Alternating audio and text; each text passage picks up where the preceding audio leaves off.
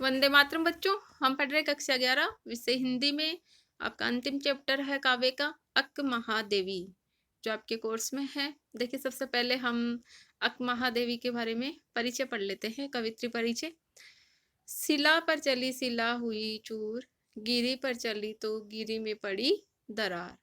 वचन सौरभ इनके द्वारा लिखी गई जो इनकी कविता है वचन सौरभ, उसमें से ये दो पंक्ति ली गई है कि अगर मैं शिला के ऊपर चली तो शिला भी चूर हो गई, और गिरी पर चली यानी पहाड़ पर चली तो पहाड़ में दरार पड़ गई।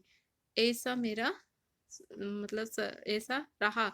चली कैसे कि अगर मैंने जिस पर भी लिखा उसके ऊपर इस बात का असर हुआ है, जिनको भी मैंने संबोधित करके लिखा उनको वो बात असर हुई है। अब देखिए, अक महादेवी का जन्म है वो 12वीं सदी कर्नाटक के उड्डूतरी गांव जिला शिवमोगा में हुआ।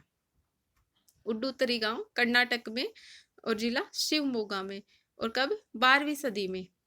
प्रमुख रचनाएं हैं हिंदी में वचन सौरभ नाम से, अंग्रेजी में स्पीकिंग ऑफ शिवा, और इनका संपादन किया था A.K. रामानुजन ने। इतिहास में वीर शैव आंदोलन से जुड़े कवियों रचनाकारों की एक लंबी सूची है। अक्क महादेवी इस आंदोलन से जुड़ी एक महत्वपूर्ण कवित्री थी। चन्न मल्लिकार्जुन देव शिव इनके आराध्य थे। चन्न मल्लिकार्जुन है भगवान शिव को संबोधित करके। वास वसवन्ना और अल्लामा प्रभु इनके समकालीन कन्नड़ संत कवि थे। ये संत कवि थे कन्नड़ भाषा के। और कन्नड़ भाषा में अक शब्द का अर्थ बहीन होता है। अक महादेवी अपूर्व सुंदरी थी, यानी ये बहुत ही सुंदर थी। एक बार वहां का स्थानीय राजा इनके अद्भुत अलौकिक सौंदर्य देखकर मुग्ध हो गया तथा इनसे विवाह हेतु इनके परिवार पर दबाव डाला। अक महादेवी ने विवाह के लिए राजा के सामने 3 शर्तें रखी। विवाह के बाद राजा ने उन शर्तों का पालन नहीं किया, इसलिए महादेवी ने उसी क्षण राज परिवार को छोड़ दिया। पर अक ने जो इसके आगे किया वह भारतीय नारी के इतिहास की एक विलक्षण घटना बन गई, जिससे उनके विद्रोही चरित्र का पता चलता है। सबसे चौंकाने और विलमिला तिलमिला देने वाला तथ्य यह है कि अक ने सिर्फ राजमहल नहीं छोड़ा, वहां से निकलते समय पुरुष वर्चस्व के विरुद्ध अपने आक्रोश की अभिव्यक्ति के रूप में अपने वस्त्रों को भी उतार फेंका। वस्त्रों को उतार फेंकना केवल वस्त्रों का त्याग नहीं, बल्कि एकांगी मर्यादाओं और केवल स्त्रियों के लिए निर्मित नियमों का तीखा विरोध था। स्त्री केवल शरीर नहीं, इसके गहरे बोध के साथ महावीर और महापुरुषों के समक्ष खड़े होने का प्रयास था। इस दृष्टि से देखें तो मीरा की पंक्ति तन की आस कबहू नहीं कीनी, जो रणमाही सूरो अक पर पूर्णतः चरितार्थ होती है। यानी जैसे रण क्षेत्र के अंदर सूरवीर अपने तन की आशा नहीं करता है, उसी तरह कवि कह रहे हैं कि अक महादेवी ने भी अपने शरीर का कोई ध्यान नहीं रखा। अक के कारण शैव आंदोलन में बड़ी संख्या में स्त्रियां, जिनमें अधिकांश निचले तबकों से थी, जुड़ी और अपने संघर्ष और यातना को कविता के रूप में अभिव्यक्ति दी। इस प्रकार अक महादेवी की कविता पूरे भारतीय साहित्य में इस क्रांतिकारी चेतना का पहला सृजनात्मक दस्तावेज है और संपूर्ण स्त्रीवादी आंदोलन के लिए एक अजस्र प्रेरणा स्रोत भी। यहाँ इनके 2 वचन लिए गए हैं। दोनों वचनों का अंग्रेजी से अनुवाद केदारनाथ सिंह ने किया है। प्रथम कविता या वचन में इंद्रियों पर नियंत्रण का संदेश दिया गया है। यह उपदेशात्मक न होकर प्रेम भरा मनुहार है।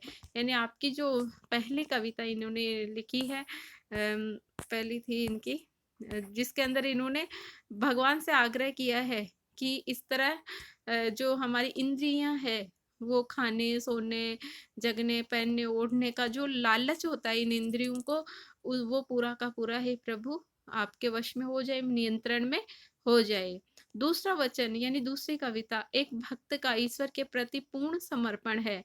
चन्न मल्लिकार्जुन की अनन्य भक्त, चन्न मल्लिकार्जुन यानी शिवजी, शिवजी की अनन्य भक्त अक महादेवी, अनन्य मतलब उनके समान कोई दूसरा भक्त कवि नहीं हो, ऐसी कवित्री उनकी अनुकंपा के लिए हर भौतिक वस्तु से अपनी झोली खाली रखना चाहती है।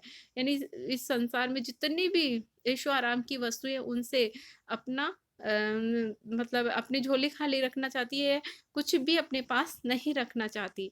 वह ऐसी निष्प्रिय है स्थिति की कामना करती है। निष्प्रिय है यानी बिना इच्छा के कोई भी जिनके जीवन में कोई इच्छा नहीं रह गई हो अवशेष, ऐसी इच्छा की वो कामना करती है प्रभु से, जिससे उनका सव या अहंकार पूरी तरह से नष्ट हो जाए, जिससे कि उनके अहंकार को नष्ट हो जाए, उनका अहंकार इस जीवन में रहे ही नहीं। तो देखिए, इनकी जो आपके कोर्स के अंदर है वो 2 कविताएँ हैं।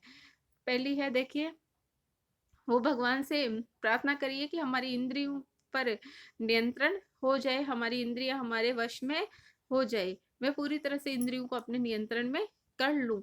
तो इसलिए वो कह रही हैं कि हे भूख मत मचल, प्यास तड़प मत, हे नींद मत सता, क्रोध मचा मत उथल-पुथल। कि हे भूख, तू मचल मत यानी हठ मत कर कि तुझे शांत करने के लिए मुझे खाना ही खाना पड़े। तू भूख लगे ही मत, तू हमेशा-हमेशा के लिए शांत ही हो जा। हे प्यास तड़प मत, हे प्यास तू मुझे तड़पा मत इस तरह और तू मेरे जीवन में आ ही मत। मुझे एहसास ही नहीं होना चाहिए कि मुझे प्यास भी लगी है। हे नींद मत सता और नींद तू मुझे सता मत कि मुझे बार-बार सोना पड़े और उठना पड़े। क्रोध मत मचा मत उथल-पुथल और क्रोध मेरे अंदर आए ही नहीं, जिससे कि मेरे जीवन में या मेरे भावनाओं में किसी भी प्रकार की उथल-पुथल मचे। हे मोह पास अपने ढील, लोभ मत ललचा कि हे मोह माया तू अपने जो बंधन है वो ढीले कर दे, छोड़ दे तू अपने बंधन को, मुझे स्वतंत्र कर दे। मुझे मोह मायाओं से बिल्कुल स्वतंत्र कर दे और लोभ मत ललचा और लोभ तो मुझे ललचा मत कि मुझे ये भी ले लूँ, वो भी ले लूँ। नहीं, मुझे कुछ नहीं चाहिए। हे मद मत कर मदहोश और हे मद तू मुझे मदमस्त मत कर, मदहोश मत कर और ईर्ष्या जला मत। ओ चराचर मत चूक अवसर, आई हूँ संदेश लेकर, चन मल्लिका अर्जुन का। इसलिए चराचर यानी सजीव और निर्जीव कि हे सजीव और निर्जीव जगत, आप ये अवसर मत चूको। मैं जो आपके लिए ये जो संदेश लेके आई हूँ, ये मैं चन्न मल्लिकार्जुन का संदेश लेकर आई हूँ, भगवान शिव का संदेश लेकर आई हूँ। इसलिए आप पूरी तरह से भगवान शिव के लिए समर्पित हो जाइए, आप ईश्वर के प्रति समर्पित हो जाइए क्योंकि मेरा ये संदेश भगवान शिव को समर्पित है।